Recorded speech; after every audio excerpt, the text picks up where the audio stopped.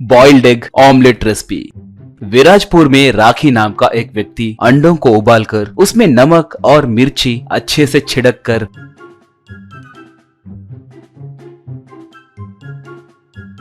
विद्यार्थी और लोगों को बेचता था। एक एक अंडे को 20 रुपए में बेचता था। किसी को भी अंडे उधार नहीं देता था।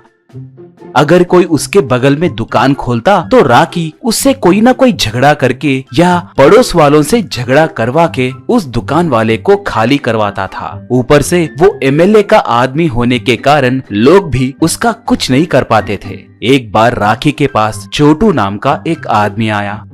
राखी से छोटू, भैया आए दिन एक ही तरह के अंडे खा खा कर मैं ऊब गया हूँ, कोई वैरायटी रेसिपी ट्राई कर सकते हो ना? कहा। राखी तब, छोटे, केवल 20 रुपए में बेचने वाले अंडे से मैं क्या क्या वैरायटी बनाऊं, तुम ही बताओ। एक अंडे को 20 रुपए में बेचे तो मुझे क्या मुनाफा मिलता है, जानते हो? कहा। छोटू तब, भाई मुझे आपके व्यापार के बारे में सब कुछ पता है। तुम स्वादिष्ट अंडे बनाओ, लोगों को लाने की जिम्मेदारी मेरी है। उतना ही नहीं भाई, मुझे एक सेल्स मैनेजर पता है। अगर उसे आपकी रेसिपी पसंद आई तो आप बहुत पैसे कमा सकते हो। कहा। राखी तब, ठीक है छोटे, तुम्हें वैरायटी चाहिए और मुझे खरीदार। घर में ट्राई करके मैं तुम्हें कल एक रेसिपी तैयार करके बताऊंगा। कहा।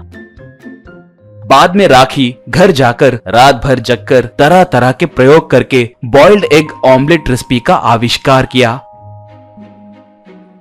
अगले दिन उसके पास आए छोटू को बॉइल्ड एग ऑमलेट बनाकर खिलाया। उसे खाकर छोटू, भाई आपने जादू कर दिया भाई, ये तो अद्भुत है। अब वो तुम्हें नहीं छोड़ेगा, बहुत ऊपर ले जाएगा, देखते रहो भाई, कहकर अपने पहचान के पप्पू को फोन किया। छोटू के बोलने से पप्पू भी वहां पर आकर उस ऑमलेट को खाया। बाद में पप्पू राखी से, हो गया, अब तुम्हारा काम हो गया समझो। अब से तुम खाली नहीं रहोगे, लोगों को ऑमलेट बेच बेच कर थक कर चिल्लाने लगोगे। अब ये बात मुझ पे छोड़ दो। कहा। राखी, मैं भी तब से देख रहा हूँ, पैसे नहीं दे रहे हो मगर बड़ी बड़ी बातें कर रहे हो। पहले एक ऑमलेट के 50 रुपए के हिसाब से पूरे 4 ऑमलेट के 200 रुपए दीजिए। लोगों की आने की बात बाद में देखेंगे। कहते ही पप्पू और छोटू उसे पैसे देकर वहां से चले गए।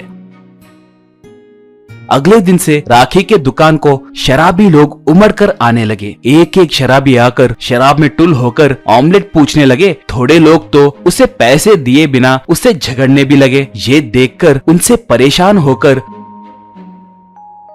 थोड़े दिनों के बाद राखी उन बेवड़ों पे चिल्लाते हुए, मुझे क्या समझ रहे हो रे? मैं एमएलए का आदमी हूँ, अकड़ दिखाए तो तुम्हारा अकल टिकाने लगाऊंगा, समझे? कहा। तब एक शराबी, क्यों रे, हम एमएलए से डरेंगे क्या?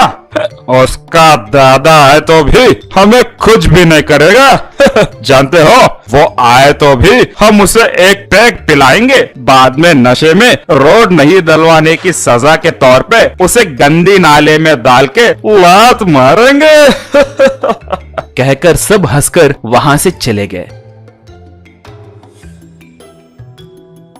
राखी अगले दिन सुबह एमएलए के घर को जाकर शराबियों के बारे में एमएलए से कहा। ये सुनकर एमएलए, क्यों रे, एक तो तुम बेकार काम कर रहे हो और ऊपर से उन बेवड़ों से मुझे गाली दिलवाओगे। बॉइल्ड ऑमलेट के नाम से 50 रुपए में घटिया ऑमलेट बेचोगे। तुम्हारे वजह से गांव में मेरा नाम खराब हो रहा है। अभी के अभी तुम्हारी दुकान को वहां से खाली करो। मैंने पहले ही छोटू पप्पू नाम के 2 लोगों को वहां पर व्यापार करने का परमिशन दिया है। कहा। तब राखी अच्छे से सोचकर, भाई ये सब धोखा है भाई। वो छोटू और पप्पू मिलकर जानबूझकर मुझ पे साजिश किए भाई। वो लोग ही शराबियों को मेरे पास भेजा है भाई। कहा। एमएलए तब, बकवास बंद करो, निकम्मे कहीं के। गंदी नाली जैसे तुम पर किसी को साजिश करने की क्या जरूरत है? जाओ, शर्म रहनी चाहिए। 50 रुपए में ऑमलेट बेचे तो कौन खरीदेगा रे? जाओ। कहकर डांटा तो राखी वहां से चला गया।